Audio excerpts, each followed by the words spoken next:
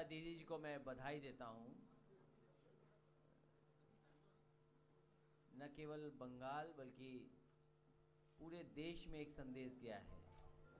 खुशी की बात यह है, विचारधारा अलग हो सकती है, दल अलग तरीके से चलाते होंगे हम, लेकिन देश के सवाल पे सब लोगों को एक मंच पे लाने का काम किया है। मैं बधाई देता हूँ, मुबारकबाद देता हूँ और ये सिलसिला जारी रहे, यही हमारी सबकी मिलकर की कोशिश होगी। देश में किसान, उन बातों को मैं दोबारा क्यों कहूँ, लेकिन पूरी देश की जनता को निराश किया है भारतीय जनता पार्टी ने। कोई भी सवाल अगर हम उठाएं और उनसे सवाल पूछें, आज 4.5 साल पूरे होने के बाद भी उन सवालों का जवाब नहीं है भारतीय जनता पार्टी। हो सकता है कुछ सपने बड़े दिखाएं या कुछ ऐसे सपने दिखाएं जो कभी पूरे नहीं हो सकते, इसलिए जनता को भी हमने सावधान किया है और खासकर किसान, गरीब, नौजवान, व्यापारी, हर वर्ग के लोगों को सावधान किया है कि इनके झूठे वादों से बचें, इनकी साजिश से बचें। और हम तो ये कह सकते हैं कि उत्तर प्रदेश में लोगों में झगड़ा करा करके, लोगों के बीच में नफरत फैला करके, धर्म की, जाति की, उन तमाम चीज़ों को कर करके सत्ता में आए। आज लोग समझ गए हैं, जवाब देने के लिए तैयार हैं। मैं एक बार फिर ममता दीदी का बहुत बहुत बधाई देता हूँ एक शानदार और ऐतिहासिक कार्यक्रम के लिए।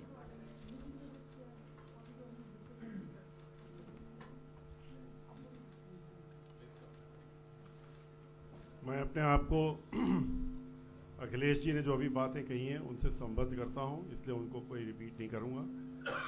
आज ये भी एक बात उठी अभी मीटिंग के बाद कि सब कुछ ठीक है, जनता इस समय देश की जो सरकार है उसको उठा के फेंकना चाहती है, उसके खिलाफ अपना मत देना चाहती है, लेकिन ऐसा तो नहीं कि जैसे पिछले इलेक्शंस में हुआ कि ईवीएम में खराबी करके, ईवीएम में मैनिपुलेशन करके और वोटों को बदलने की इनकी साजिश हो, जैसे कि पहले रह चुकी है। इसलिए उसके लिए भी हम लोगों को सजग रहना पड़ेगा और इसको लेकर के एक मत बन रहा है कि सभी पार्टियां मिलकर के और इलेक्शन कमीशन के सामने जा कर के इस बात को उनके सामने रखेंगे और अपने ईवीएम में किस तरीके से पहले गड़बड़ी की गई हैं और आगे किस चीज़ तरह से उसको रोका जा सकता है, इसके संबंध में अपनी बात उनके सामने रखने का काम करेंगे।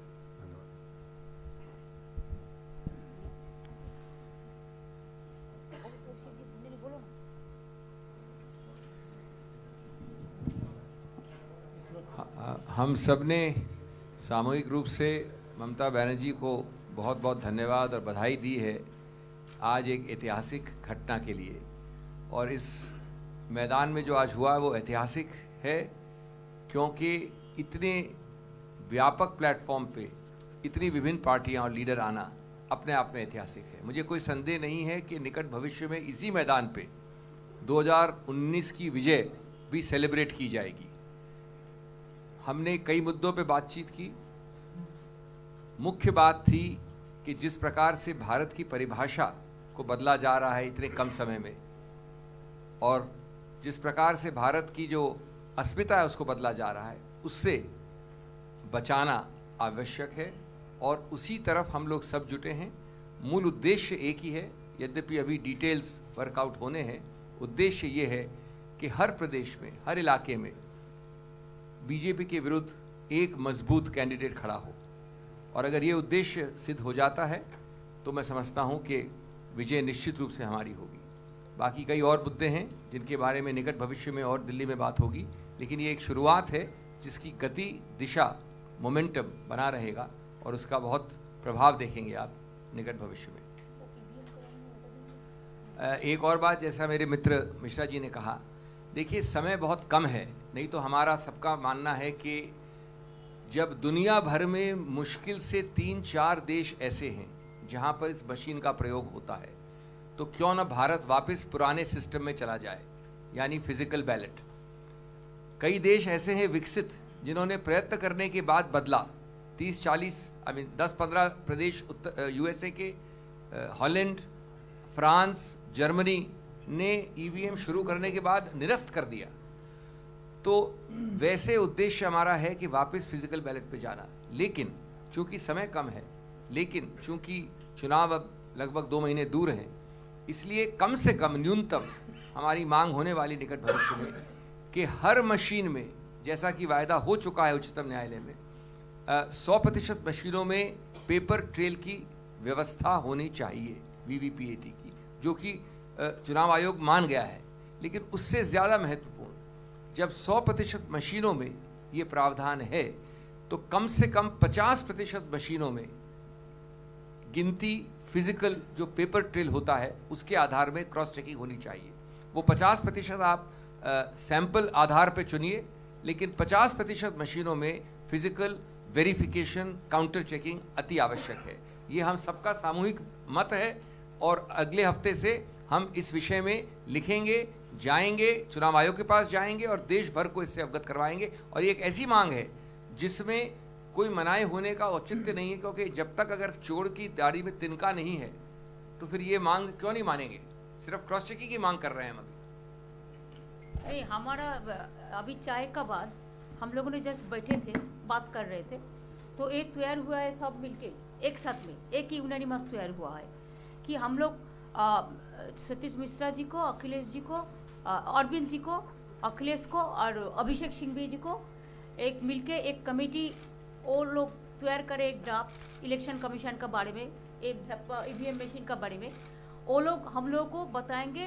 तो हम हर पॉलिटिकल पार्टी वही एक ही बात में हम बात करेंगे और we will write a letter to the election commission, और ये लोगों ने तैयार करेंगे after draft to meet the election commission also together, this all the political parties, because इसमें हमारा देश का लोकतंत्र को रक्षा करना सबसे ज़्यादा जरूरी है। तो इसमें एक सहमत हुआ है। एंड एट द पार्लियामेंट का टाइम में सब चाहते हैं कि ये लास्ट पार्लियामेंट है, तो अगर कोई मौका मिलेगा तो उधर में जाके हम लोग मीट करेंगे, जैसे मीट करके डिसाइड करेगा नेक्स्ट टाइम कहाँ कहाँ मीटिंग बुलाएंगे। I think today it is enough. चलो Naidu ji,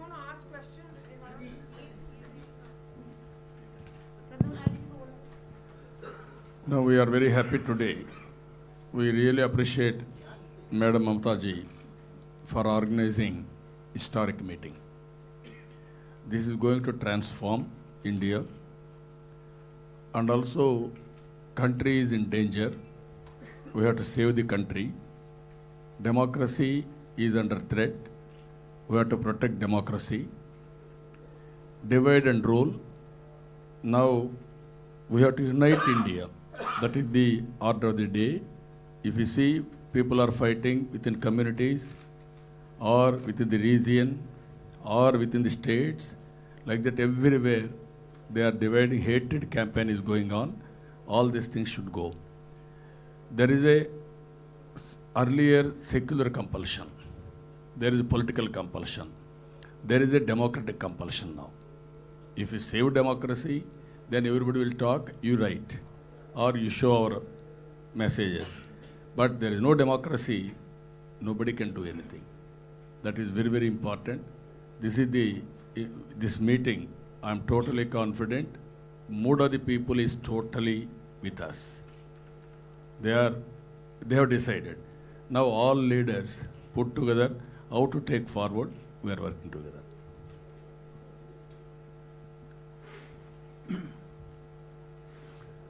I'm very grateful to Madam Mamta Banerjee for inviting us all to Kolkata. We want free and fair election, which is vital. If in free and fair election he will win, we accept it. But we will never accept if the election is won on fraudulent basis. We have a great fear of this machine. Great fear. I'm telling you very frankly. That is why all of us have thought that something has to be done and has to be done immediately. The Chief Minister of Delhi has been raising it for a long time. Kejriwal ji that this machine should be dispensed with and we should go back to the original system of paper ballot. Well, that is not possible now. We all realize the time is very short. But we want the Election Commission to guarantee a free and fair poll. And for that, as Mamta ji has done, 4 of them will be our guides as far as what they decide. Akhilesh ji, Sharma ji, my friend, all of these people will work on it. And I hope it is done soon because time is very short. Here I'll request media also.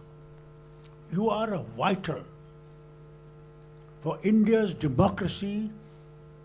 You are vital to protect sovereignty and dignity of this nation. You are vital. That is why we are against the curbs, if at all ever put on you, because you are vital to guide us also. Let me tell you very frankly, we can make mistakes. But the minute you raise a voice, we realize that something is going wrong. I hope to God that now you will look into this when the election process starts and you will look and see injustice is not done to the voter or to the candidate. This is vital. You are spread all over. Therefore, my request is, if you want to save this nation, not only for yourself, for the children who are not even born, I want you to protect the fundamental principles of our Constitution. Our Constitution is under threat. I'm telling you, it's under threat. I hope we don't have a situation where suddenly Hitler rises, Goebbels rises, and then forever we will be under. Therefore, to you I request, hand-folded request. Now everybody is to leave because they have their own flight time. So please excuse us today because from morning they are here. So if you ask so many questions, they will not be able to reply because they have the flight time. No, there are so many technical problems are there. That's why this 4-man will look into all these cases and they will guide us. Okay, the Prime Minister has reacted, the BJP has reacted, they've called them 2 words. One, they've called you all Nawabs of negativity, and second, they said it's a coming together of all the cranky, losing forces. Are we Nawab or servant? Are we Nawab or bonded labor? Kya hai? We are the free citizen of this country. Why we say like this? किसको नवाब किसको बोलने चाहते हैं? नवाब तो जमींदार को बोलते हैं. No, madam. You wanted to be servants. We are not his servants. We are servants to the people. अच्छा अखिलेश को बोलने दो. वो छोटा लोग, वो छोटे नहीं, मैं तो यही कहूँगा कि बीजेपी के लोग जो आरक्षण के खिलाफ थे आरक्षण बोलने लगे, उर्दू के खिलाफ थे उर्दू बोलने लगे. नवाब तो अच्छी बात है, थोड़ा सुधार आ रहा है. सर, प्राइम मिनिस्टर ने आज बोला है कि ये महागठबंधन एंटी पीपल है, एंटी बीजेपी नहीं है, एंटी पीपल है. इसके बारे में क्या बोलेंगे? और तो पीपल उसको रिप्लाई देंगे जल्दी से जल्दी. हम तो खुशी है, हमारे बारे में कहा है. Very good. क्या है?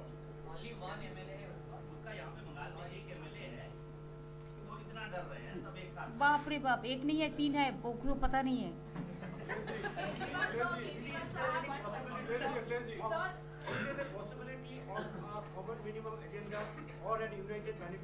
Let all sit together. That परिवर्तन न्यूज़ देखने के लिए सबसे पहले YouTube पर जाकर परिवर्तन न्यूज़ टाइप करें. टाइप करने के बाद में लाल कलर से लिखे हुए सब्सक्राइब बटन को सब्सक्राइब करें.